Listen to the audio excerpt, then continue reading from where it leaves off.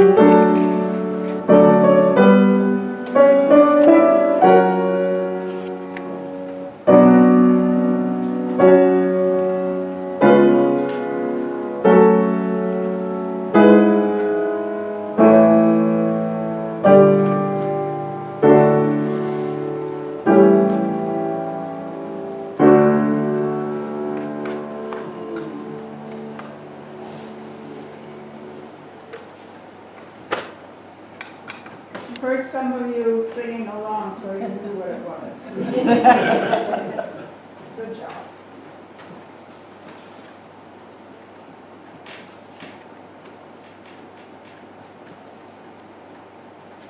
The opening words this morning are from the readings in the back of our hymn book, and this was written by William Schultz. Come into this place of peace, and let its silence heal your spirit. Come into this place of memory, and let its history warm your soul. Come into this place of prophecy and power, and let its vision change your heart. Let us have a centering moment of silence as our Quaker friends say, our spirits center down.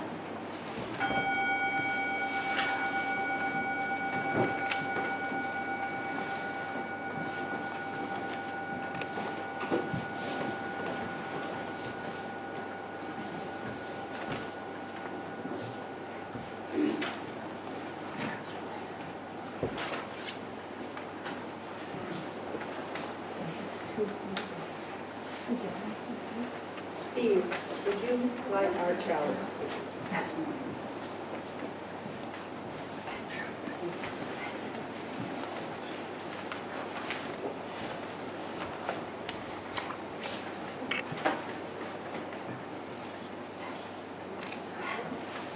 May the light we now kindle inspire us to use our powers to heal and not to harm, to help and not to hinder, to bless and not to curse, to serve you, Spirit of freedom.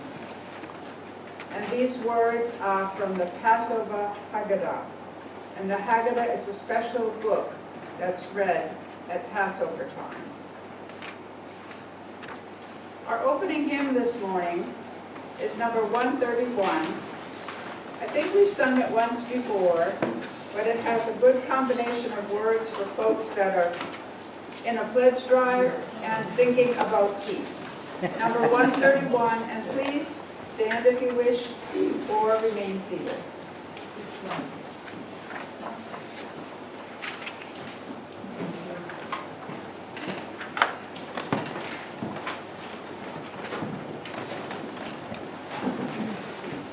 I'll play it all the way through once.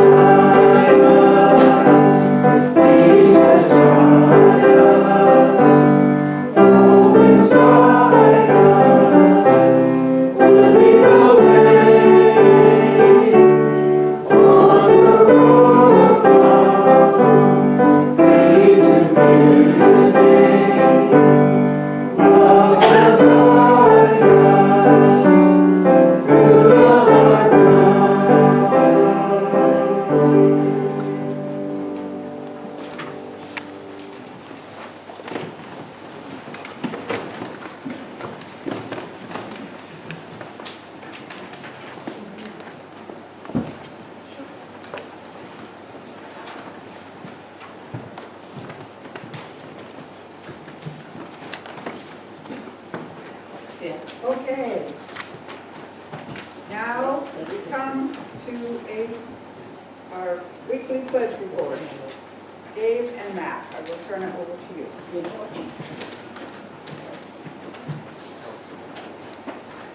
Okay, this is our weekly pledge drive update. This is officially the closing Sunday of our 4-week pledge drive. And we have set a target this year of $20,000 for our target. And last week, we hit it in week 3. So the thermometer, created by Matt, graphic design, old school thermometer. We haven't had one of these for years, so it generates some excitement to the pledge drive activity. And we've never had a pledge committee before. This year, Randy Bradbury has been our chair of the pledge committee, and I've sensed a great excitement and anticipation and a buzz for the last 4 weeks. So today, even though this is week number 4, we still expect letters to be coming in and mail coming in, usually through the holidays into January. So we're going to keep the chart here, through New Year's, as the numbers will keep going up. But as of today, as of week number 4, the official count. Somebody give me a drum roll.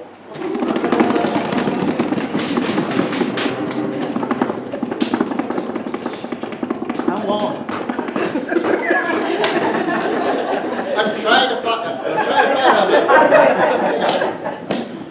It's in the mail. Hold on. He's just raising the suspense. I've got it memorized. I can't find it on my phone. $24,324 as of this morning. So, Matt, get your paintbrush. Yeah. Appropriately, as you can tell, I wore a color shirt that matches the color. Stop there because it is a rough polo. This is what I used to wear all day long back in the day before I retired. So, it was appropriate to bring this, and today we will go boom and boom.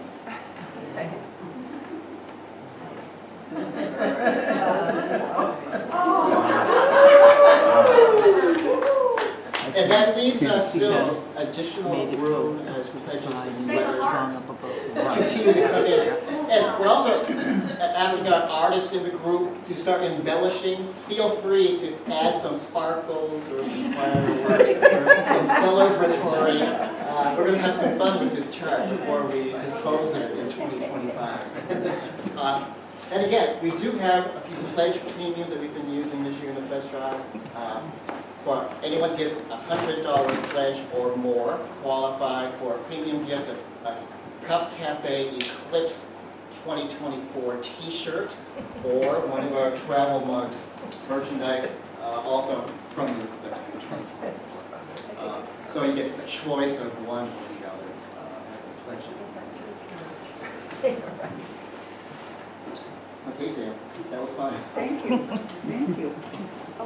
Sharon has a question. Sharon's trying to get your attention, get somebody's attention. Are we going to like the Advent? That's later, Karen. Oh. Chomp at the bit. Brenda, will you help light the Advent candles?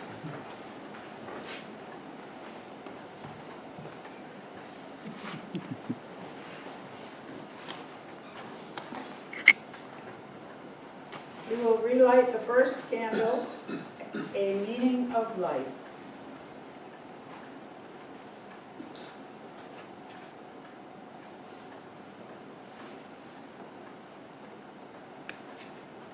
The second candle, the 3 A's of Advent. Anticipation, apprehension, assurance. And today we name the third white candle, David? Yes. Third white candle, peace.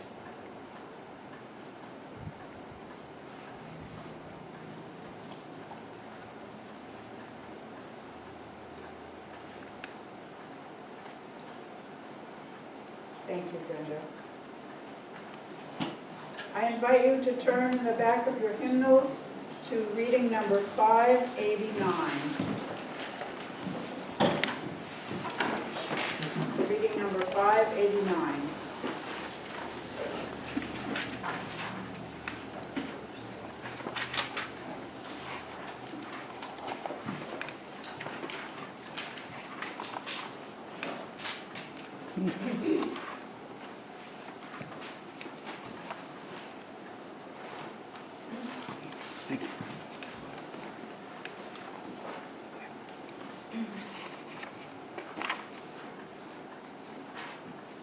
And this is entitled Peace. I'll begin, and please respond to the italicized words. Peace means the beginning of a new world. It means that nations are friends. It means joy to the world. Peace is quiet and calm. It is rest. It is silence after a storm. It is love and friendship. It is the world's dream of dreams. brings comfort and happiness. It brings bread to the hungry. It brings prosperity to the nations.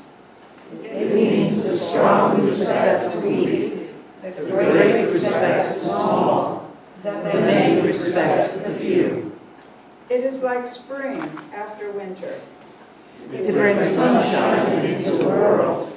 It is like sweet music after harsh sounds. And now we come to the time when we receive our offering. And Mac, you have become our offering receiver. I will invite you to do this honor today. And I remind you that in addition to the plate for our current expenses, on the back of the piano there is also a cloth bag for discretionary needs. And I'm happy to say that we have been giving. David has been getting requests for needs, and this money has been helping people locally. So thank you for your help. And also there's a little green can that says FOFO, Friends of the Frisbee, Oregon. And you folks have been generous giving to that, as were Randy and Ira for their wedding money going into the Oregon Fund. We currently have $1,825.05 in the Oregon Fund, and it has its own savings account. And the organ will likely be tended to in March, and it takes a lot of money to tune and make repairs. So we are getting a good amount to keep our pipe organ in good shape.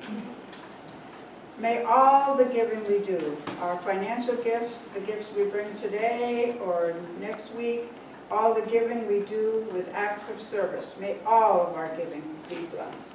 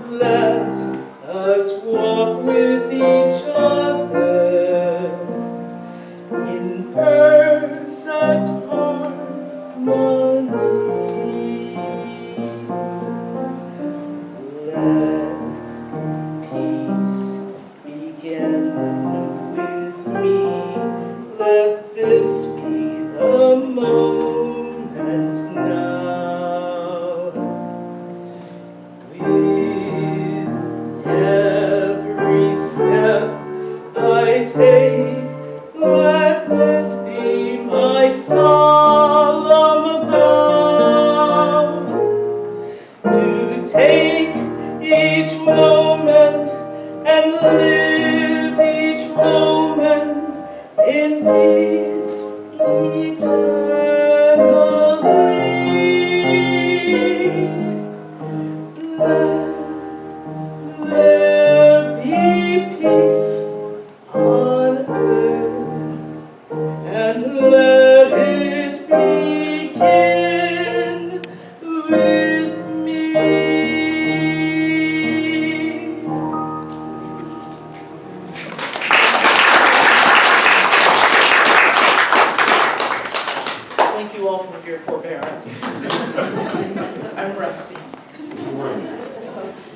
Rob, that will be a bleeper on, YouTube. Have you put that on Facebook or YouTube? The behind the scenes. When I married my husband Jim, I gave him a little plaque and on the back it said, "Second time around is best." Thank you, Roz, that was beautiful. Thank you. I love the time of year from September through December. September brings relief from summer's heat, observance of Labor Day, back to school relief for parents, cooler nights, clearer skies, and the beginning of that magical happening every year when the leaves change color. Early October completes the painting of that gorgeous canvas and brings other holiday observances, Indigenous Peoples' Day, and for our Canadian friends, their Thanksgiving. November brings more serious changes in temperature. We honor and celebrate our veterans, and then we have our American Thanksgiving. And some of us are still trying to lose weight from that day. This year we had the added bonus of snow. Then comes December, ushering in the time when winter gets very serious and beautiful, except of course when climate change and warm temps and rain come along and ruin our winter wonderland. December also brings in the seasons of Advent and the celebrations of solstice, Christmas, and this year on the 25th of December, the first day of Hanukkah. As colder weather and bare landscape move through the later fall season, we move indoors to enjoy the warmth of our fires, wood, gas, pellets, heat pumps. It's a time when we're physically closer to each other, a good time for good conversations, renewing closer connections, closer communication with families and friends. I love the season of Advent. In Christian churches, my former denomination, Advent marks the beginning of the church year, and each Sunday the Advent candles are lit with the same themes each year in this order: hope, peace, joy, and love. Advent is a time to get ready for the one coming to bring peace on earth. Emmanuel, God with us. It's a time to reflect on these four themes, to check our current status. Am I feeling hope, peace, joy, and love? What am I doing to fill myself up with these lovely things? And how am I reflecting them and passing them on to others? Christmas can be such a hectic time of experiencing so much stress if all we focus on are the gifts, the social gatherings, the card writing, the extra baking, the decorating, the expenses, etc., and etc. For me, the focus of Christmas includes those, but in moderation. But it doesn't just mean for me celebrating the birth of a poor Jewish boy born in a stable, probably a cave, placed in a manger, worshipped as the Son of God. But also for me, Christmas means celebrating the birth of all newborns as children of God, as new kin in our ever-expanding, wonderfully diverse and huge human family. Yet Christmas means even more than that.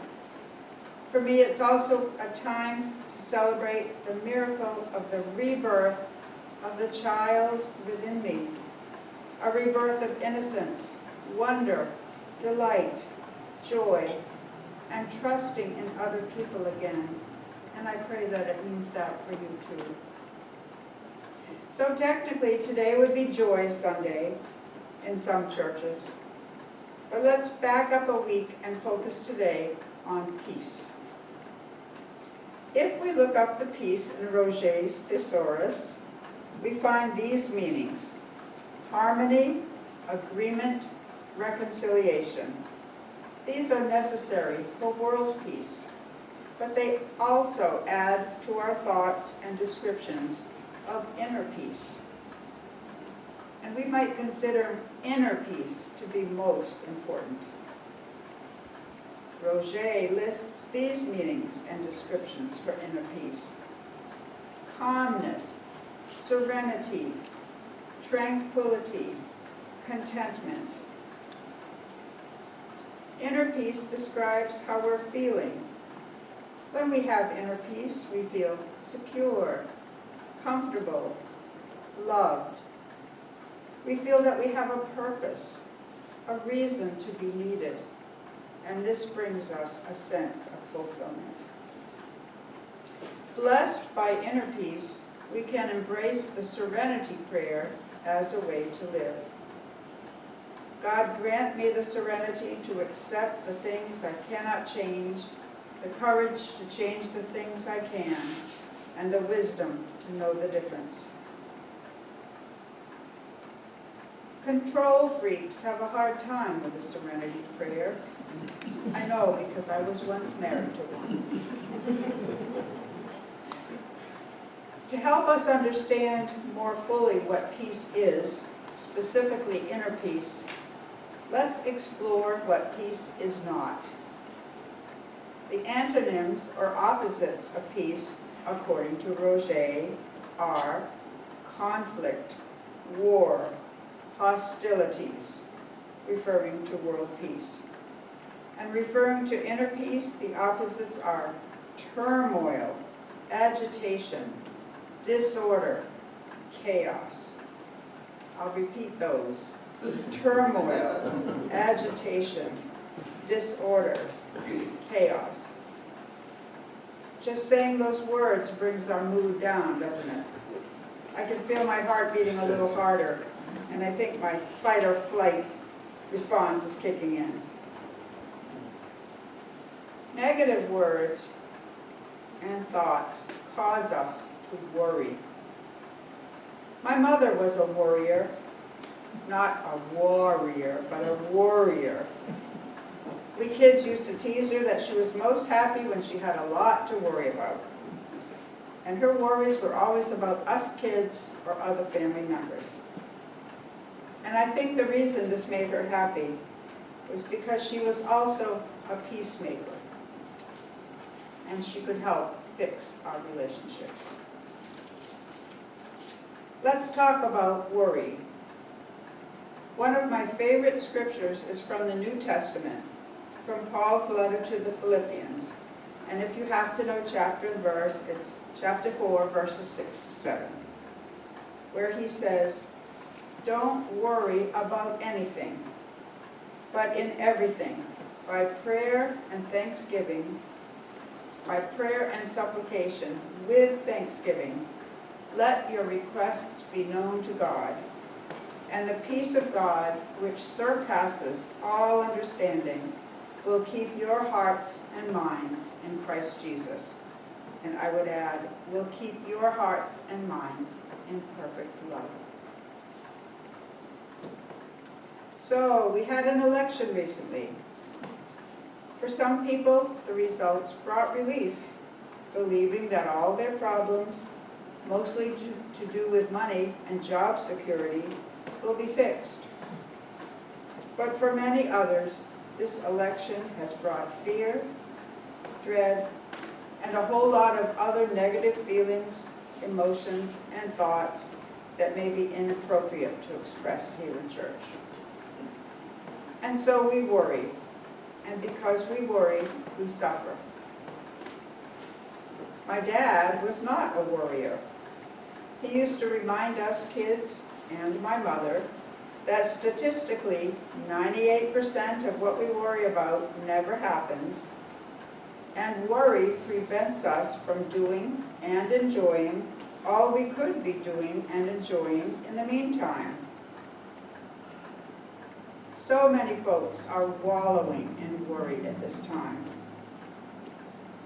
I subscribe to a daily online devotion from the United Church of Christ, and this was the message a few weeks ago, and it is most fitting. Brenda, you probably read this too.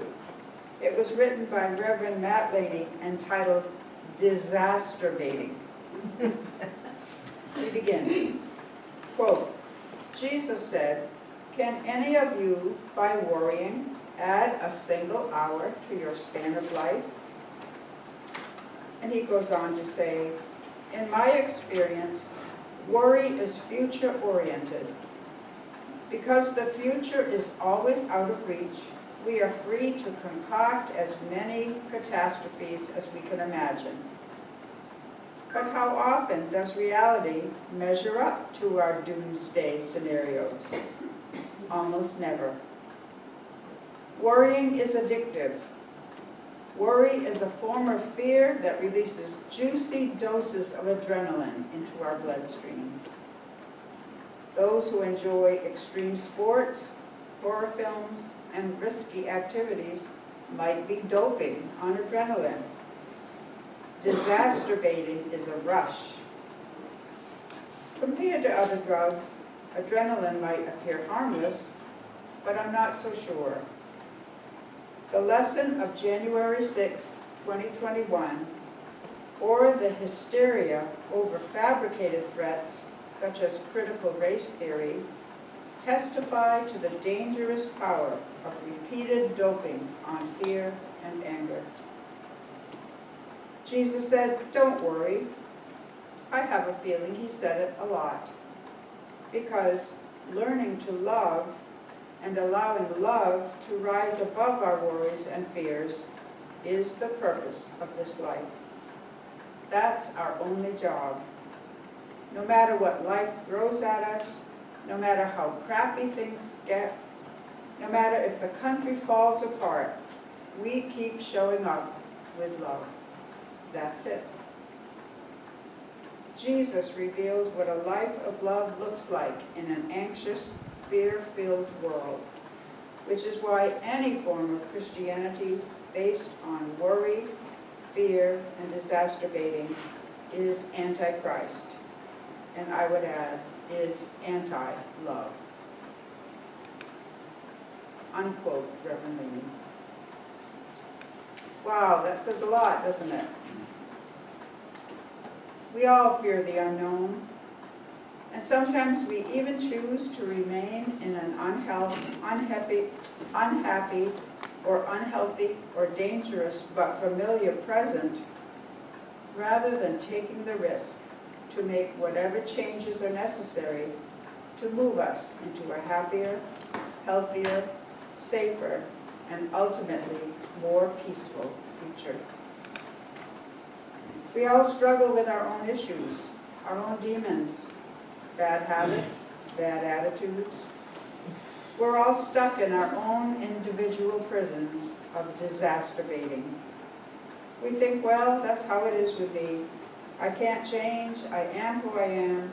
My problems and my worries are what I have to live with. Poor me. And so I complain, and the more I complain, the more real and present and permanent my situation becomes, in my mind and in my living. End of story. Really? Is it? What about the reasons we all showed up here today? Don't we come here every week expecting to learn something? Don't we come with hope for some good news that will challenge us, that will move us, that will change us so that we can look at our futures with new inspiration and new possibilities? Just this month, we've been blessed by exploring a meaning of life as Dr. Bill White's wisdom and gentle guidance reviewed the teachings of many scholars and sources. Last week we were challenged by Reverend Dave's triple A's of Advent: anticipation, apprehension, assurance. and by his personal relating of some rather profound experiences that lifted him above and beyond the ordinary. And what do we have today? A reading from some 2,000 years ago telling us not to worry about anything. Anything pretty much covers everything, doesn't it? Families, relationships, jobs, health, physical conditions, our aging, our dying. Don't worry about anything. And the words from Reverend Laney tell us what happens when all we do is worry and disasterbate. We become addicted to the negatives. The writer of Philippians doesn't just say, don't worry about anything and leave it there. He tells us what we should do next. We should pray and ask God, ask our higher power for help, for what we need. We are to make our requests known. We are to name them. When we name something, its real nature becomes clearer to us. We become more aware of the bigger picture surrounding it. For example, if I just pray, help me lose weight, instead of naming, I am overweight, obese, the why of my prayer can become more clear. The reasons, wrong food choices, too much food, not enough exercise, and if I'm faithful and keep on praying, the real reasons that created the condition in the first place can come out. The escape food provides from my fears, my frustrations, and maybe from some failures. Then the prayer request can help deal with these real reasons for the issues. Prayer can be hard work.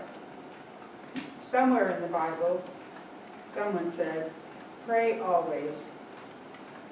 There's a hymn somewhere that says, while I breathe, I pray. We have a lot of needs. Actually naming our needs, our requests, and being specific and honest can open us to the reasons and the causes and new revelations about ourselves. Naming our needs opens us up to new possibilities. And then there are the words, with thanksgiving. We're not just encouraged to ask for help, but to acknowledge all the good we already have. In other words, let's not let our disaster-baiting blind us to our blessings. Remember Reverend Dave's sermon a few weeks ago about the 2 G's, gratitude and generosity? Dave, what a positive effect that has had on our pledge drive. When we review how much we already have, we are free to give of ourselves. And let's all continue to cultivate an attitude of gratitude in all areas of our living. And so, Mr. Apostle Paul, we stop worrying, we look at all we are grateful for, we name our requests, and then what? Paul says we receive something, a peace that surpasses all our understanding, a peace that comes to us in spite of our fears, our difficulties. Our inner self becomes a safe place, a sanctuary, a retreat, a home, a place where inner peace can dwell and grow. Where do we find God? Where is the divine, this higher power? I say, he is everywhere. That presence is in all of nature, in people, animals, and our pets. We sense her in the beauty of music and art and the miraculous discoveries of science. The divine oozes out of the holy books from the words of great philosophers, teachers, God is found wherever you are. The Unitunes will now present a simple piece of music.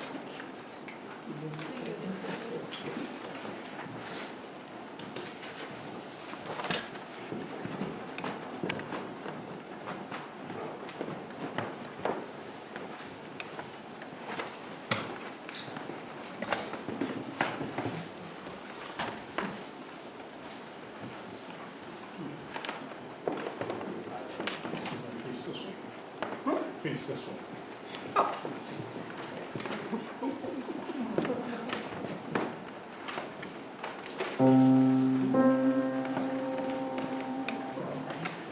Peace I ask of thee, O river. Peace, peace, peace. When I learn to live serenely, cares will cease. From the hills I gather courage, vision of the day to be, strength to lead and faith to follow. Thou art given unto me. Peace I ask of thee, O river. Peace, peace, peace.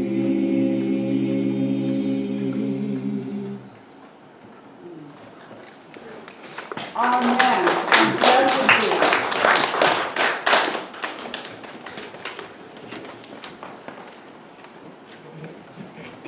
I'm going to talk loudly from here.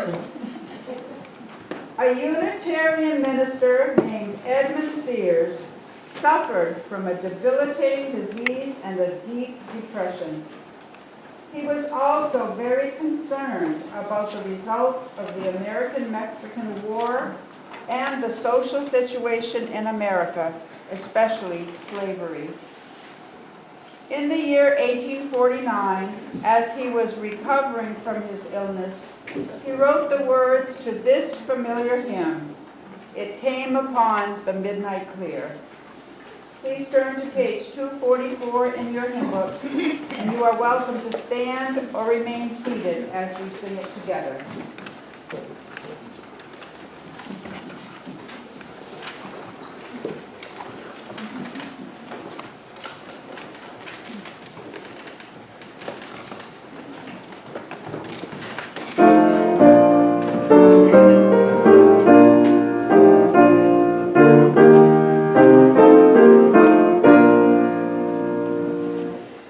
It came upon the midnight clear.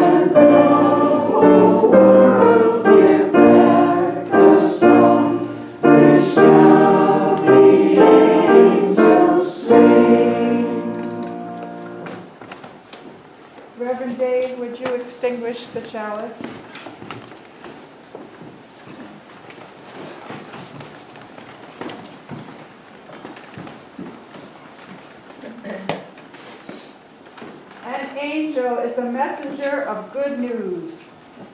Friends, you are the messengers our world needs to help heal the strife around us. Dear angels, let your lives sing out peace.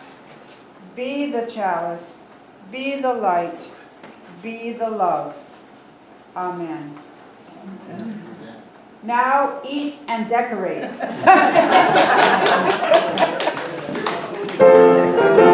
Announcements.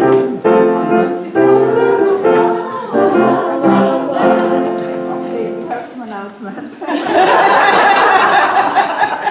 And then you'll need to play that song for us again, Dale. Okay. Dale, thank you for a beautiful service today. I think you wore a track in the floor, going back and forth from the piano, the keyboard, to the pulpit, and back and forth, and back and forth. So you got your workout in. Thank you all for coming today. It's beautiful. I look forward to Advent as well. Even with weather conditions and extremes, and the little ducky story was just so great. I think he did warm up nicely. So we are decorating the tree this morning. We had our crew last week. It was quite the effort to get the tree secure and straight, and the actual tree stand that we brought in to pull this off. So today we're going to be decorating it. I'll bring the decorations in from the sanctuary. There's plenty of food and coffee hour. We had leftovers from the LGBTQ luncheon yesterday, Brenda, Dale, and Jim. We had leftovers from last Sunday's coffee hour, but we're using it again this week. So there's plenty fresh, it's not of food. It's fresh leftovers. And this week, coming up, the winter solstice service is on Saturday evening at 7 o'clock ceremony right here in the parlor. Did you want to say anything, Lee or Fred, about? Just a reminder that those who like to drum are welcome to come at 6:30 and really just drum their hearts out. That's one way to keep warm in the cold sanctuary. And the ceremony, there's refreshments afterwards. If you'd like to bring something, we'll be supplying a wassail during the refreshments. Okay. Well, with that, let us go back to the music, coffee hour, and tree decorating. Thank you all. We want to thank everybody for tuning in today. If you'd like to show your support, please hit the like button, subscribe to our channel if you're not already subscribed, and help us out by sharing this message by clicking the share button. If you'd like to make a monetary donation to the Church Houlton, there is a link to our online donations in the video description down below. And again, thank you so much and have a blessed day.